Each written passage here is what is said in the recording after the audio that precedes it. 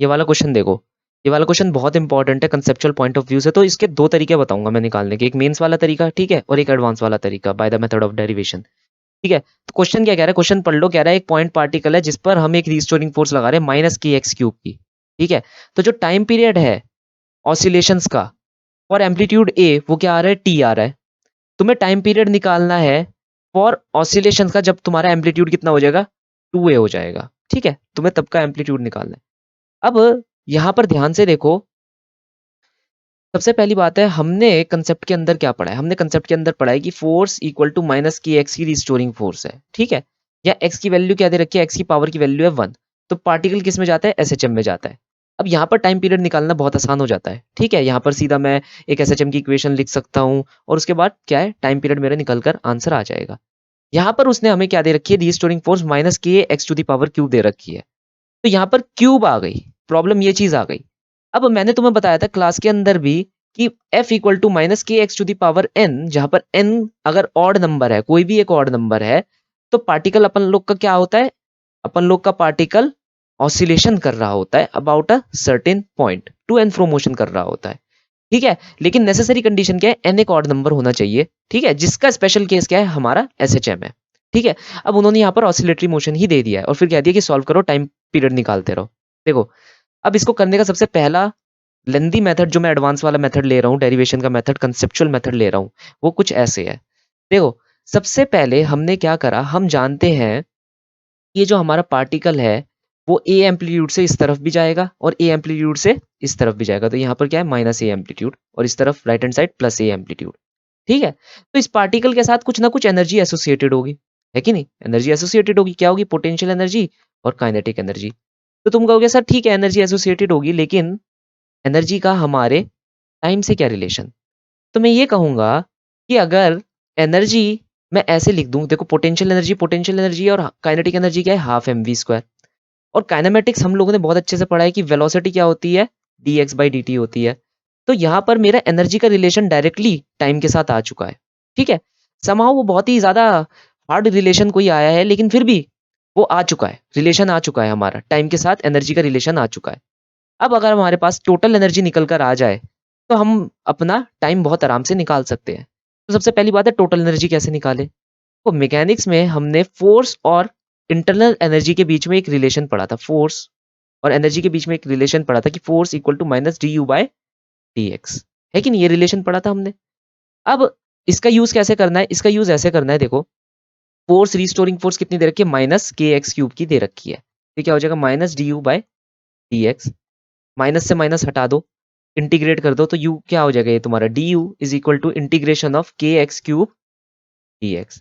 Integrate करने के बाद आंसर क्या आएगा, u की वैल्यू आएगी 1/4 kx/4। ठीक है, ये वैल्यू आ गई। मेरे पास पोटेंशियल एनर्जी आ गई कि भैया मेरी पोटेंशियल एनर्जी कितनी है, 1/4 kx⁴ है। अब अगर मुझे टोटल एनर्जी निकालनी है, टोटल एनर्जी, तो एक एक्सट्रीम पर जाकर मैं निकाल सकता हूँ। एक एक्सट्रीम पर मैं पोटेंशियल एनर्जी टोटल ले लूँ, क्योंकि यहाँ पर तो कोई काइनेटिक एनर्जी होगी नहीं। मेरा बॉक्स या फिर जो भी मेरा पार्टिकल है ऑसिलेट कर रहा है, यहाँ पर आके एक पल के लिए मोमेंटरली वो रेस्ट पर पहुंच जाता है, ये तो पता ही होगा, हमने पढ़ा हुआ है। तो ई टोटल कितनी हो जाएगी यहाँ पर, 1/4 ka⁴, क्योंकि एम्पलीट्यूड कितना है, ए है। अब अगर मैं इसे इस वाले रिलेशन में रख दूं, अपने पहले रिलेशन में रख दूं, तो ये कितना बन जाएगा, 1/4 ka⁴। और देखो पोटेंशियल एनर्जी का वेरिएशन कितना आ रहा है एक्स के साथ, 1/4 kx⁴। तो 1/4 kx⁴ प्लस 1/2 mv²। अब देखो मैं क्या कर सकता हूं, यहां पर सिर्फ रीअरेंज कर सकता हूं। रीअरेंज करने के बाद मेरे पास क्या आंसर आ रहा है, ये कुछ आंसर आ रहा है। सिंपल सिंपल वैल्यू पुट कर सकता हूं, तो v की वैल्यू हो जाएगी dx/dt का होल स्क्वायर, ये आ रहा है मेरे पास आंसर। फिर थोड़ा और रीअरेंजमेंट कर दो कि भैया इसे काट दो, ये 1/2 बन जाएगा, m नीचे पहुंच जाएगा, तो k/2m a⁴ माइनस x⁴। ठीक है, और फिर ये क्या चला जाएगा, अंडर रूट में चला जाएगा, हमारी dx/dt की वैल्यू आ जाएगी। अब मैं क्या कर सकता हूँ, dt की वैल्यू निकाल सकता हूँ, यहाँ पर से एक बड़ा सा इंटीग्रल यहाँ पर बन चुका है। ठीक है, जो कि तुम्हें बहुत ही प्रॉब्लमेटिक इस वक्त लग ही रहा होगा कि ये क्या निकाल दिया हमने। अब सबसे पहली बात है इसे इंटीग्रेट करना पड़ेगा, फिर इसके बाद हमारा कुछ आंसर निकलेगा टाइम का, जरूरी नहीं है। ठीक है, अब ये तरीका वो है जो हम अपने टाइम यूज करते हैं, ठीक है, बीटेक एमटेक के अंदर यूज करते हैं, लेकिन फिर भी ये बहुत जरूरी है यहाँ पर लिखवाना। अब देखो, लेटस से तुम यहां से यहां आए, इससे यहां से यहां आए, या फिर यहां से यहां पर गए, तो ये ध्यान से देखो कि ये 1/4 टाइम है जो तुम ले रहे हो, तो मैं कहूंगा मैं सिर्फ 1/4 टाइम के लिए इंटीग्रेट कर रहा हूँ, सिर्फ यहाँ से यहाँ आने के लिए। सिमिलरली या तो फिर यहाँ से यहाँ जाने के लिए, कहीं के लिए भी तुम ले लो, बात तो एक ही बनेगी। ठीक है, तो तुम 1/4 टाइम के लिए इंटीग्रेट कर रहे हो कि चलो मैं अपनी मीन पोजीशन से यहाँ पर आया, टोटल एक्सट्रीम आया, तो 0 से t/4 टाइम तुम लोगे, है कि नहीं? अब यहाँ से यहाँ जाने के लिए तुम्हारा एम्पलीट्यूड कितना बनेगा? 0 से a, क्योंकि तुम यहाँ से एट x इक्वल टू 0 से at x equal to a तक तुम जा रहे हो, तो 0 से a तक तुम जा रहे हो। ठीक है, अब यहाँ पर क्या करना है? यहाँ पर अब असली काम तुम्हारा शुरू होता है। क्या? मैं a⁴ को सबसे पहले बाहर निकाल लेता हूँ, तो 0 से t/4 ये इंटीग्रेट होकर हमें मिल जाएगा t/4 का आंसर इक्वल टू dx। अगर मैं a⁴ को बाहर निकाल लूँ तो यहाँ ध्यान से देखो k/2m a⁴, ये इंटीग्रल अलग से बन गया 0 to a √1 minus x4 a4। ठीक है, तो हमारे पास ये आंसर आ रहा है। अब यहाँ पर भी कुछ लोग गलती कर देंगे, k/m को सीधा पता नहीं टाइम से रिलेट करना शुरू कर देंगे, तो वो मत करना है यहाँ पर। ठीक है, वो गलती यहाँ पर मत करना, क्योंकि ऑलरेडी हम टाइम को निकाल रहे हैं, k/m का कोई रिलेशन नहीं है इस वक्त। ठीक है, वो रटे रटाए रिलेशन यहाँ यूज मत करना। अब t/4 की वैल्यू क्या आ रही है यहाँ पर? कुछ ऐसी आ रही है, ये इंटीग्रल यहाँ पर बन गया है t/4 का। अब तुम्हें पता है मुझे इस इंटीग्रल को सॉल्व भी करना पड़ेगा, है कि नहीं? अब देखो, अगर मैं इस इंटीग्रल को सॉल्व करता हूँ तो मैं कैसे ले सकता हूँ कि लेट, पीछे ही ले लेता हूँ एक, मैं मानता हूँ let x equal to a b। Substitution याद होगा, सब्स्टिट्यूशन मैथमेटिक्स में बहुत यूज करा है। तो देखो यहाँ पर मेरी वैल्यू क्या बनी? t/4 equal to 1 upon k/2m a⁴ 0 to a dx 1 minus x4 upon a4। x को ap रख दो तो क्या बन जाएगा? k/2m a⁴ 0 to a। अब देखो 0 टू a भी लिमिट वेरी कर जाएगी, ठीक है? 0 पर रहोगे तो p की वैल्यू 0, a पर रहोगे तो p की वैल्यू 1। x की वैल्यू क्या बन जाएगी? a dp, और नीचे क्या बन जाएगा? 1 माइनस x की वैल्यू अगर ये लगाओगे ap, तो a⁴ p⁴ अपॉन a⁴ ये क्या बन जाएगा? ये वाला। ठीक है, होपफुली तुम्हें इंटीग्रेशन तो आता ही होगा। ठीक है, इंटीग्रेशन कर सकते हो तुम लोग। ये आंसर आ रहा है तुम्हारा। 4 को मैं इस तरफ ले जाता हूँ, 4 को यहाँ पर रखने की भी जरूरत नहीं, 4 अपॉन में समथिंग समथिंग लाइक दैट। अब इस a⁴ को मैं यहाँ पर से कॉमन निकाल लेता हूँ, तो मेरे पास क्या बन जाएगा? a² अंडर रूट से बाहर निकाल दिया। ये जो भी सब चीजें हैं यहाँ पर 4 बाय जितना भी ये घपला यहाँ पर बन रहा है, ये क्या है? ये कांस्टेंट है, तो इसकी मुझे जरूरत नहीं है, मैं यहाँ पर ही लिख देता हूँ ये कांस्टेंट है कि नहीं? और ये एक इंटीग्रल है जिसमें से a मैं बाहर ले रहा हूँ, और ये एक इंटीग्रल बन गया 0 to 1 dp upon 1 minus p⁴। तुम्हें पता है इस इंटीग्रल की सबसे बढ़िया प्रॉपर्टी क्या है? ये इंटीग्रल तुम्हें एक वैल्यू में आंसर देगा, एक कांस्टेंट वैल्यू का आंसर देगा। इंटीग्रेट करके देख लेना, कांस्टेंट वैल्यू का आंसर आएगा तुम्हारा, एक नंबर आएगा, जैसे 1 2 3 4 5 6 7 8 9 10, कोई भी एक नंबर यहाँ पर आ सकता है। तो तुम्हारे पास t का रिलेशन a के साथ क्या बन रहा है? t is inversely proportional to a, साफ साफ यहाँ पर मुझे दिख रहा है। अगर तुम्हारा t का रिलेशन a के साथ इनवर्सली प्रोपोर्शनल बन रहा है, तो मैं ये कह सकता हूं कि t1 by t2 is equal to a2 by a1। ये मैं साफ साफ कह सकता हूं। तुम्हें t2 निकालना है, t2 क्या बन जाएगा? t2 equal to t1 into a1 upon में a2, है कि नहीं? t1 हमें दिया हुआ है t, a1 हमें दिया हुआ है a, a2 हमें दिया हुआ है 2 टाइम्स ऑफ a से a काट दो, t/2 का आंसर बन रहा है। ध्यान से देखो पीछे जाकर, ऑप्शन t/2 दे रखा है यहाँ पर। ठीक है, चलो आसान वाला तरीका कर लेते हैं, वरना तो तुम कहोगे कि बहुत ज्यादा लंबा तरीका हो गया सर ये। देखो आसान वाले तरीके के हिसाब से कैसे करना है हम लोगों को, हम लोग करेंगे डायमेंशनल एनालिसिस से अप्रोच, प्रिंसिपल ऑफ होमोजेनिटी का यूज करेंगे। फोर्स क्या दे रखा है? माइनस kx⁴ हमें दे रखी है। फोर्स के डायमेंशन में जानता हूँ क्या होते हैं? M L T minus 2। क्या तुम मुझे k का डायमेंशन बता सकते हो? नहीं बता सकते। क्यों? क्योंकि जो हमने एसएचएम में पढ़ा है k का वो डायमेंशन नहीं होगा, क्योंकि वहां पर k का डायमेंशन कैसे निकलता है? Force equal to k into x करके, force equal to minus k into x, है कि नहीं?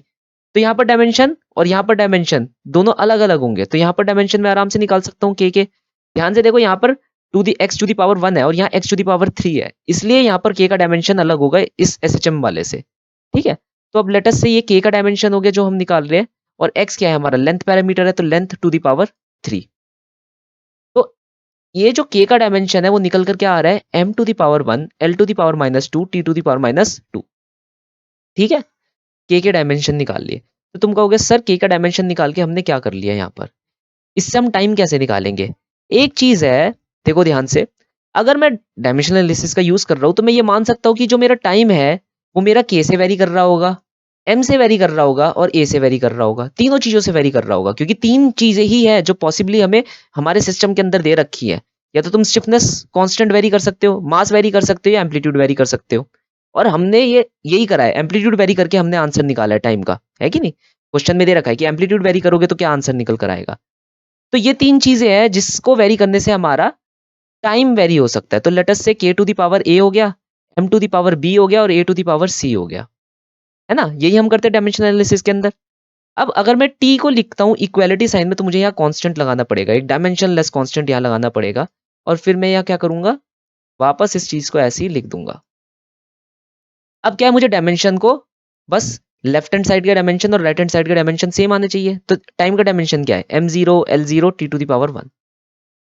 k का डायमेंशन क्या है, अभी हमने निकाला है m to the power 1 l to the power -2 और t to the power -2 raise to the power a। इस वाले m का डायमेंशन क्या है, m ही है खुद, तो m raise to the power b।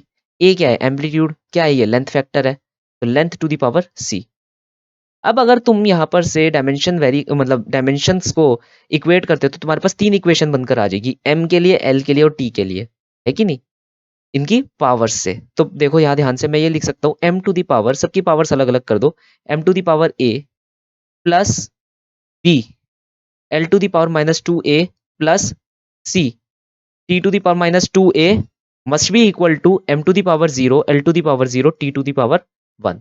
ध्यान से देखो 3 इक्वेशन आ गई, a plus b equal to 0, -2a plus c equal to 0 और -2a इक्वल टू 1।